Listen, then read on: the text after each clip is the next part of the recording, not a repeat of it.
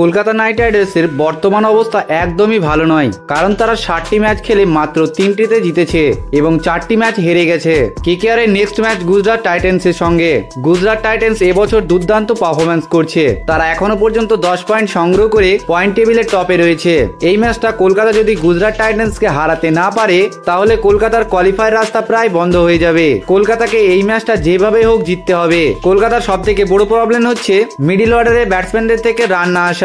এই ম্যাচে যদিও ওপেনিং এর সমস্যাটা সমাধান হতে চলেছে, কারণ রহমানুল্লাহ গুরবাজকে সুযোগ দেবে গুজরাট টাইটান্স ম্যাচে। মিডিল অর্ডারে আছে মঈন আলী, কিন্তু ফিনিশারের কি হবে? কলকাতার রমনদীপ সিং এবং আন্দ্রে রাসেল দুজনেই ফ্লপ শো কন্টিনিউ রেখেছে। এখানে কলকাতাকে একটা বড় পরিবর্তন করা দরকার, যেটি হলো রাসেলের জায়গায় রমেন পাওয়ালকে খেলানো উচিত। রাসেল যেহেতু আইপিএল 2025-এ একদমই ছন্দে নেই, সেহেতু একটি ম্যাচে রমেন পাওয়ালকে সুযোগ দেওয়া দেখা উচিত। কেকেআর এর কাছে এই ম্যাচটায় খুব বেশি সুযোগ নেই, কারণ এই ম্যাচটা কেকেআর হারলে কোয়ালিফায়ার রাস্তা সত্যি বন্ধ হয়ে যাবে। তাই কেকেআর কে সঠিক প্লেইং 11 নিয়ে মাঠে নামা উচিত, না হলে গুজরাট টাইটান্স ম্যাচে আবারও হারের মুখ দেখতে হতে পারে কেকেআর কে, আর এটা কোনোদিনই চাইবে না কেকেআর ফ্যান্সরা। তাই তার আগে চিন্তা ভাবনা করে রমেন পাওয়ালকে সুযোগ দিয়ে দেখা দরকার। তো বন্ধুরা, আপনার কি মনে হয় রাসেলের জায়গায় রমেন পাওয়ালকে সুযোগ দিয়ে দেখা উচিত? আপনার মূল্যবান রায় অবশ্যই কমেন্ট বক্সে জানিয়ে দিবেন। আর কেকেআর এর সমস্ত রকম আপডেট পেতে আমাদের চ্যানেলটিকে অবশ্যই সাবস্ক্রাইব করে নেবেন।